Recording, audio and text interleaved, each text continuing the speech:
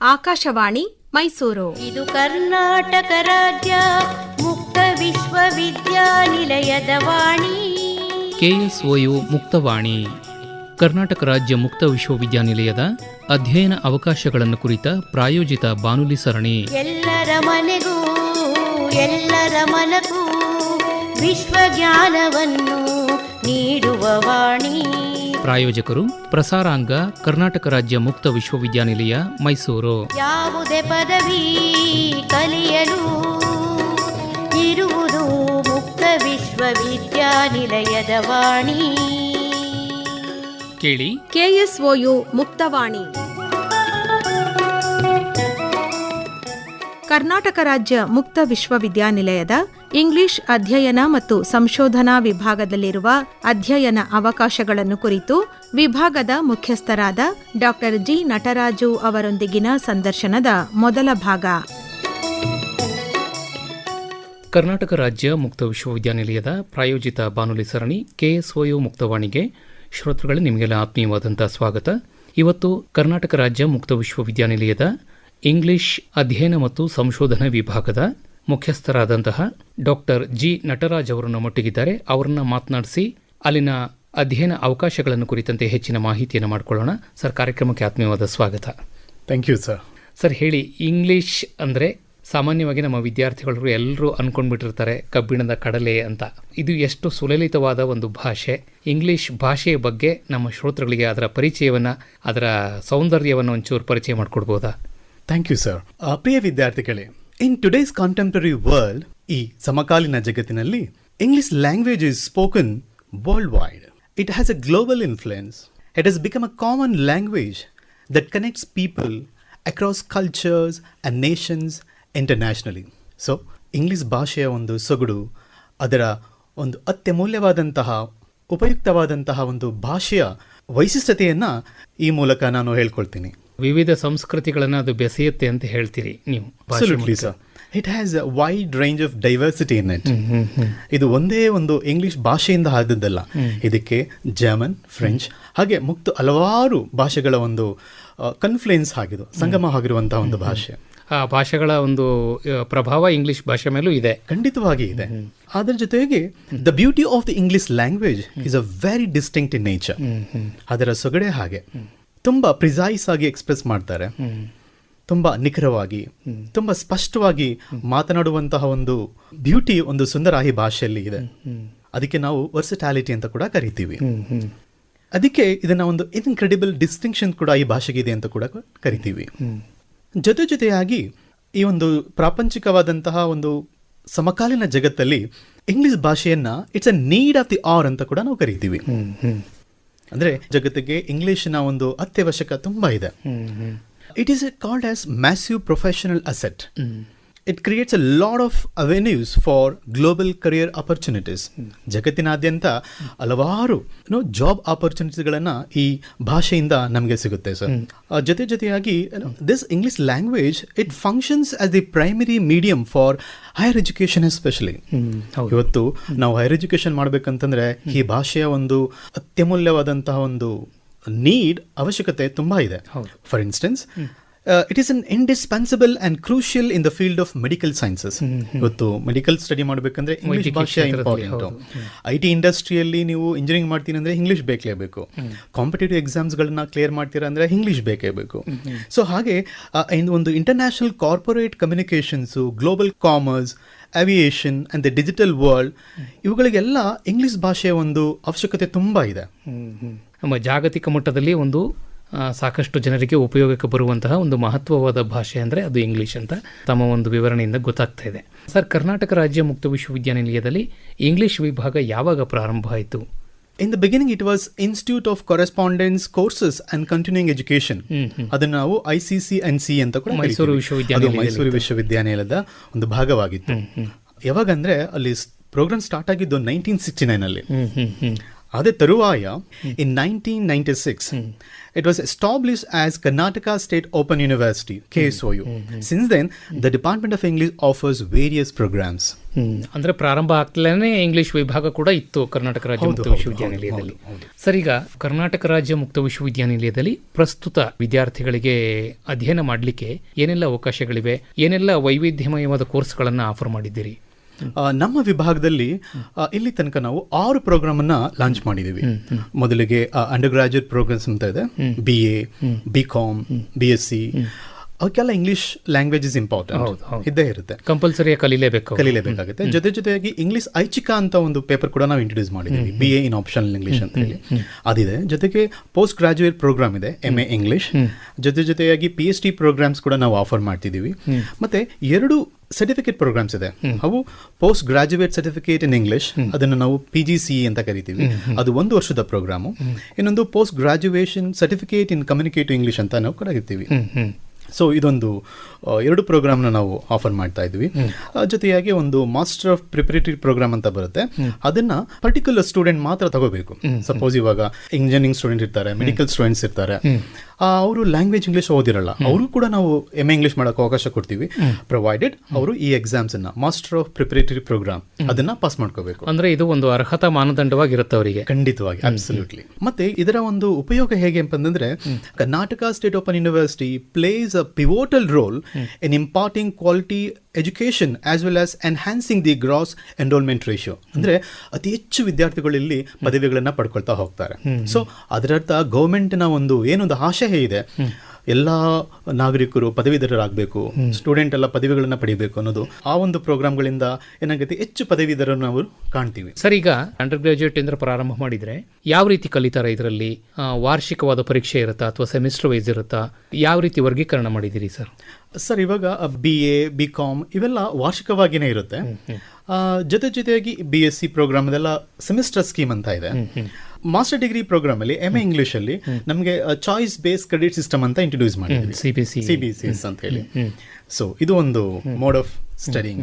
ಇಲ್ಲಿ ಫಸ್ಟ್ ಪ್ರಾರಂಭದಲ್ಲಿ ನಾವು MA ಇಂಗ್ಲಿಷ್ ಬಗ್ಗೆ ಮಾತಾಡೋದಾದ್ರೆ, ಇಲ್ಲಿ ಆ ವಿದ್ಯಾರ್ಥಿಗಳು ಇಂಗ್ಲಿಷ್ ಸಾಹಿತ್ಯದ ಮೂಲ ಕೃತಿಗಳಿಂದ ಓದ್ತಾ ಬರ್ತಾರೆ. ಸುಮಾರು 14ನೇ ಶತಮಾನದಿಂದ 21ನೇ ಶತಮಾನ ತನಕ ಇರುವ ಸಾಹಿತ್ಯಗಳ ಎಲ್ಲಾ ಪಠ್ಯಗಳನ್ನ, ಟೆಕ್ಸ್ಟ್ಗಳನ್ನ, ಪೋಯಮ್ಸ್, ನಾವೆಲ್, ಡ್ರಾಮಾ ಎಲ್ಲಾನು ಕೂಡ ನಾವಲ್ಲಿ ಇಂಟ್ರೊಡ್ಯೂಸ್ ಮಾಡಿದ್ವಿ.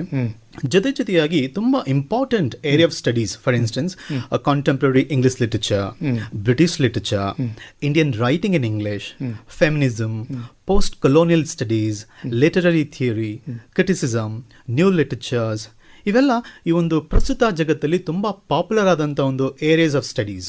ಅವುಗಳನ್ನು ಕೂಡ ನಾವು ನಮ್ಮ ಮಾಸ್ಟರ್ ಡಿಗ್ರಿ ಲೆವೆಲಲ್ಲಿ ಅವೆಲ್ಲ ಇಂಟ್ರೊಡ್ಯೂಸ್ ಮಾಡಿದ್ದೀವಿ. For instance MA English first ಸೆಮಿಸ್ಟರ್ಲಿ ನಾವು ಮೊದಲನೇ ಪೇಪರ್ ಅದು English literature from Chaucer to Milton ಅಂತ ಇಂಟ್ರೊಡ್ಯೂಸ್ ಮಾಡಿದ್ವಿ.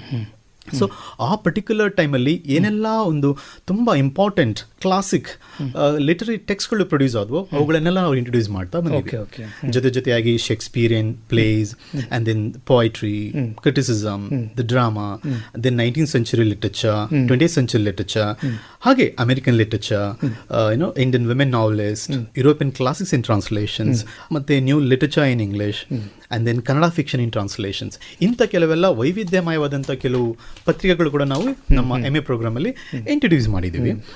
ಜೊತೆಯಾಗಿ ನಮ್ಮ ಏನಿಗೆ ಅಂಡರ್ ಗ್ರಾಜುಯೇಟ್ ಪ್ರೋಗ್ರಾಮ್ ಅಂತ ಹೇಳ್ತೀವಿ, ಅಲ್ಲಿ BA ಸ್ಟೂಡೆಂಟ್ಸ್ಗಳಿಗೆ ಎಲಿಮೆಂಟ್ರಿ ಲೆವೆಲ್ ಆಫ್ ಲಿಟರೇಚರ್ ಅಲ್ಲಿ ಅವ್ರಿಗೆ ಏನು ಮಾಡ್ತೀವಿ, we introduce the student the most popular literary genres such as poetry, prose, essays, drama, novel, literary criticism, ಅವುಗಳನ್ನು ನಾವು ಇಂಟ್ರೊಡ್ಯೂಸ್ ಮಾಡಿದ್ದೀವಿ.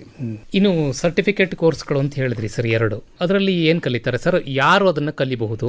Any degree, bachelor's degree holders, graduates. For example first paper post graduate certificate in English, ಅದೊಂದು PG certificate ಅಂತ ಇದೆ. ಅದರಲ್ಲಿ ನಾವು ಬರೀ literary ಟೆಕ್ಸ್ಟ್ಗಳನ್ನು ಇಂಟ್ರೊಡ್ಯೂಸ್ ಮಾಡ್ತೀವಿ. For example famous poetry, drama, fiction, prose, ಮತ್ತೆ the growth of English language, ಇಂತಹ ಪೇಪರ್ಗಳನ್ನು ಎಕ್ಸ್ಕ್ಲೂಸಿವ್ ಆಗಿ ಸಾಹಿತ್ಯದ ಮೇಲಿರುವಂತಹ ಟೆಕ್ಸ್ಟ್ಗಳನ್ನು ನಾವು post graduate certificate in English ಪ್ರೋಗ್ರಾಮಲ್ಲಿ ಇಂಟ್ರೊಡ್ಯೂಸ್ ಮಾಡ್ತೀವಿ.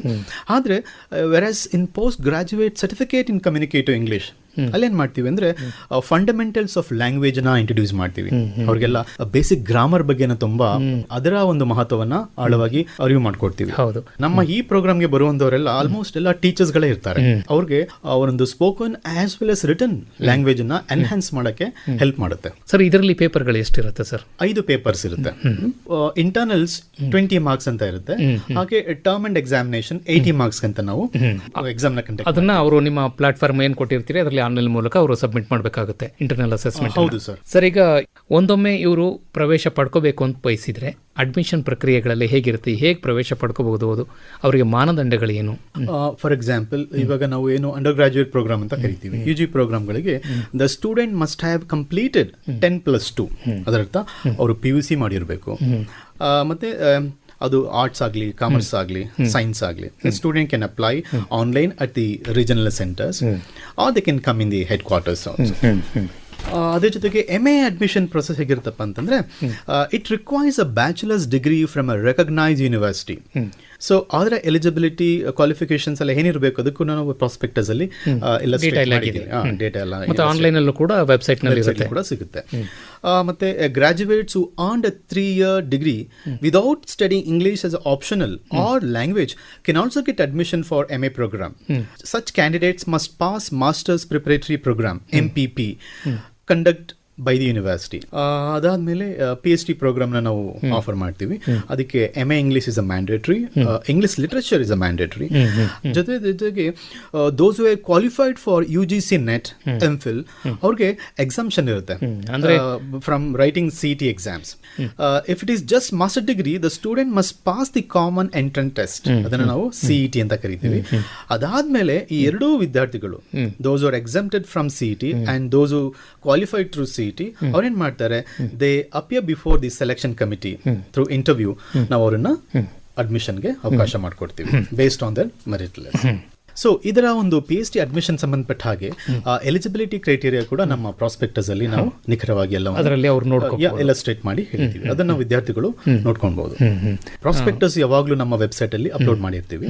ಅದು ಅಪ್ಡೇಟ್ ಆಗಿರುತ್ತೆ ಆಯಾಯ ಶೈಕ್ಷಣಿಕ ವರ್ಷದಲ್ಲಿ ನಾವು ಅಪ್ಲೋಡ್ ಮಾಡಿ. ಮತ್ತೆ ಹೆಚ್ಚಿನ ಮಾಹಿತಿ ಬೇಕಾದ್ರೆ ಹತ್ತಿರದ KSO ಸ್ಟಡಿ ಸೆಂಟರ್ಗೆ ಹೋಗ್ಬೋದು ಅಥವಾ ಕೇಂದ್ರ ಕಚೇರಿಗೆ ಬಂದರೂ ಕೂಡ ಅವರಿಗೆ ಮಾಹಿತಿ ಸಿಗುತ್ತೆ. ಖಂಡಿತವಾಗಿ. ಹೌದು ಹೌದು ಸರ್. ಮತ್ತೆ ಕೆಲವೊಂದು ಓಪನ್ ಎಲೆಕ್ಟಿವ್ ಪೇಪರ್ಸ್ ಅಂತ ಇರುತ್ತೆ, ಇದು ಇಂಗ್ಲಿಷ್ ವಿಭಾಗದಲ್ಲಿ ಹೇಗಿದೆ ಸರ್? ಇದು ಈ open elective paper it's a mandatory paper. ಇದು ನಾವು ಚಾಯ್ಸ್ ಬೇಸ್ ಕ್ರೆಡಿಟ್ ಸಿಸ್ಟಮ್ ಅಲ್ಲಿ ಇಂಟ್ರೊಡ್ಯೂಸ್ ಮಾಡಾದ್ಮೇಲೆ ನಮ್ಮ ಪ್ರೋಗ್ರಾಮ್ಗಳಿಗೆ it's become an integral part. ಇದನ್ನ ನಾವು ಒಂದು ಇಂಟರ್ ಡಿಸಿಪ್ಲಿನರಿ ಕೋರ್ಸ್ ಅಂತ ಕೂಡ ಕರಿತೀವಿ. ಪ್ರತಿಯೊಂದು ವಿಭಾಗದಲ್ಲಿ ಕೂಡ ಒಂದೊಂದು ವೈಶಿಷ್ಟ್ಯತೆ ಇರುವಂತಹ ಒಂದು ಪೇಪರ್ನ ಇಂಟ್ರೊಡ್ಯೂಸ್ ಮಾಡ್ತಾರೆ. ಅದನ್ನ any department student can opt whichever the courses he likes from the particular department. For example, ನಮ್ಮ ಇಂಗ್ಲಿಷ್ ವಿದ್ಯಾರ್ಥಿ ಏನಾದರೂ ಅವನು ಜಿಯೋಗ್ರಫಿ ಸ್ಟಡಿ ಮಾಡಬೇಕು ಅಂದರೆ ಅಲ್ಲಿ ಕಾಮರ್ಸ್ ಸಬ್ಜೆಕ್ಟ್ ಕೆಲವು ಓದಬೇಕು, ಫೈನಾನ್ಷಿಯಲ್ ಅಕೌಂಟೆನ್ಸಿ ಬಗ್ಗೆ ತಿಳ್ಕೊಬೇಕಂತ ಆಸೆ ಪಟ್ಟರೆ ಆ ಪೇಪರ್ ನಾವು ಲೆಕ್ ಮಾಡ್ಕೋಬಹುದು ಸರ್. ಮತ್ತೆ ಈ ಓಪನ್ ಎಲೆಕ್ಟಿವ್ ಪೇಪರ್ ಅಂತ ಏನಿರುತ್ತೆ, ಇದು ಉಳಿದ ಸಿಲೆಬಸ್ಗಿಂತ ಡಿಫರೆಂಟ್ ಆಗಿರುತ್ತಾ? ಇದಕ್ಕೆ ಬೇರೆ ಸಿಲೆಬಸ್ ಅಂತ ಮಾಡಿರ್ತೀರಾ? ಈ ಒಂದು ಸಬ್ಜೆಕ್ಟ್ ನ ಒಂದು ಕ್ವಾಲಿಟಿ ಹೇಗಿರುತ್ತಪ್ಪ ಅಂತಂದ್ರೆ, ಅದು ಎಲ್ಲಾ ವಿದ್ಯಾರ್ಥಿಗಳು respective of all English students ಓದುವ ಹಾಗಿರುತ್ತೆ. ಫಾರ್ ಎಕ್ಸಾಂಪಲ್, ಕೆಲವು ಆಟೋಬಯೋಗ್ರಫೀಸ್ಗಳನ್ನು ಇಂಟ್ರೊಡ್ಯೂಸ್ ಮಾಡಿರ್ತೀವಿ, ಕೆಲವು ಪಾಪ್ಯುಲರ್ ಡ್ರಾಮಾ ಇಂಟ್ರೊಡ್ಯೂಸ್ ಮಾಡಿರ್ತೀವಿ. ಅವುಗಳು ಯೂನಿವರ್ಸಲ್ ಸಿಗ್ನಿಫಿಕೆನ್ಸ್ ಇರುವಂತಹ ಒಂದು ಟೆಕ್ಸ್ಟ್ಗಳಾಗಿರುತ್ತವೆ. ಎಲ್ಲಾ ವರ್ಗದ ಜನರಿಗೂ ಕೂಡ ಅದನ್ನ ಓದಿ ಕರಗತ ಮಾಡಿ ಅದನ್ನ ಮೈರೂಡಿಸಿಕೊಳ್ಳುವಂತಹ ಒಂದು ಅಭಿರುಚಿ ಆ ಟೆಕ್ಸ್ಟ್ಗಳಲ್ಲಿ ಇರುತ್ತೆ. ಮತ್ತೆ ಅದರಲ್ಲಿ ಕಲಿಯೋದು ತುಂಬಾ ಇರುತ್ತೆ. There's a lot to learn from. ಅದನ್ನು ಕೂಡ ನಾವು ಇದರಲ್ಲಿ ಗಮನಿಸ್ತೀವಿ. ಒಳ್ಳೆಯದು ಸರ್. ಇಷ್ಟೊತ್ತು ನಮ್ಮ ಆಕಾಶವಾಣಿಗೆ ಬಂದು ಕರ್ನಾಟಕ ರಾಜ್ಯ ಮುಕ್ತ ವಿಶ್ವವಿದ್ಯಾನಿಲಯದಲ್ಲಿ ಇರುವಂತಹ ಇಂಗ್ಲಿಷ್ ವಿಭಾಗದಲ್ಲಿ ವಿದ್ಯಾರ್ಥಿಗಳಿಗೆ ಕಲೀಲಿಕ್ಕೆ ಏನೇನೆಲ್ಲ ಅವಕಾಶಗಳಿದೆ ಅನ್ನೋದನ್ನು ಸವಿಸ್ತಾರವಾಗಿ ತಿಳಿಸಿಕೊಟ್ಟಿದ್ದೀರಿ. ಇದಕ್ಕಾಗಿ ವಿದ್ಯಾರ್ಥಿಗಳ ಪರವಾಗಿ ಹಾಗೂ ಶ್ರೋತೃಗಳ ಪರವಾಗಿ ನಿಮಗೆ ಧನ್ಯವಾದಗಳು. ನಮಸ್ಕಾರ. Thank you sir. ಕರ್ನಾಟಕ ರಾಜ್ಯ ಮುಕ್ತ ವಿಶ್ವವಿದ್ಯಾನಿಲಯದ ಇಂಗ್ಲಿಷ್ ಅಧ್ಯಯನ ಮತ್ತು ಸಂಶೋಧನಾ ವಿಭಾಗದಲ್ಲಿರುವ ಅಧ್ಯಯನ ಅವಕಾಶಗಳನ್ನು ಕುರಿತು ವಿಭಾಗದ ಮುಖ್ಯಸ್ಥರಾದ ಡಾಕ್ಟರ್ ಜಿ ನಟರಾಜು ಅವರೊಂದಿಗಿನ ಸಂದರ್ಶನದ ಮೊದಲ ಭಾಗ ಕೇಳಿದಿರಿ. ಸಂದರ್ಶಕರು ಎಸ್ ಲಕ್ಷ್ಮೀನಾರಾಯಣ. ಈ ಕಾರ್ಯಕ್ರಮದ ಮುಂದುವರೆದ ಭಾಗ ಸಂಜೆ 5:40 KSOU ಮುಕ್ತವಾಣಿ. ಕರ್ನಾಟಕ ರಾಜ್ಯ ಮುಕ್ತ ವಿಶ್ವವಿದ್ಯಾನಿಲಯದ ಅಧ್ಯಯನ ಅವಕಾಶಗಳನ್ನು ಕುರಿತ ಪ್ರಾಯೋಜಿತ ಬಾನುಲಿ ಸರಣಿ ಕೇಳಿದಿರಿ. ಕಲಿಯಲು ಇಲ್ಲ ವಯಸ್ಸಿನ ಮಿತಿಯು ಜೀವನಕ್ಕಿಲ್ಲ ಯಾವುದೇ ತಡೆಯು. ಕಾರ್ಯಕ್ರಮವನ್ನು ಪ್ರಾಯೋಜಿಸಿದವರು ಪ್ರಸಾರಾಂಗ ಕರ್ನಾಟಕ ರಾಜ್ಯ ಮುಕ್ತ ವಿಶ್ವವಿದ್ಯಾನಿಲಯ ಮೈಸೂರು. ಪುಸ್ತಕ ಪಾಠ ಅಧ್ಯಾಪಕರ ಪ್ರವಚನ ಮಾಹಿತಿ ಅಂಗೈಲೇ ಇರುವುದು. ಶೀರ್ಷಿಕೆ ಗೀತೆ ರಚನೆ ಡಾಕ್ಟರ್ ಆರ್ ಸಂತೋಷ್ ನಾಯಕ್. ರಾಗ ಸಂಯೋಜನೆ ಹಾಗೂ ಗಾಯನ ಜಿ ಪುಷ್ಪಲತಾ. ಸಂಕಲನ ಎಸ್ ಲಕ್ಷ್ಮೀನಾರಾಯಣ. ನಿರ್ಮಾಣ ಎನ್ ಕೇಶವಮೂರ್ತಿ. ಕಲಿಯಲು ತಿಳಿಯಲು ಜಗವನು ತಿರುಗಲು ಮುಕ್ತ ವಿಶ್ವವಿದ್ಯಾಲಯವು ನಿಮ್ಮೊಂದಿಗೆ ಇರುವುದು. ಈ ಕಾರ್ಯಕ್ರಮ ಆಕಾಶವಾಣಿ ಮೈಸೂರು ಕೇಂದ್ರದಿಂದ ಮೂಡಿಬಂತು.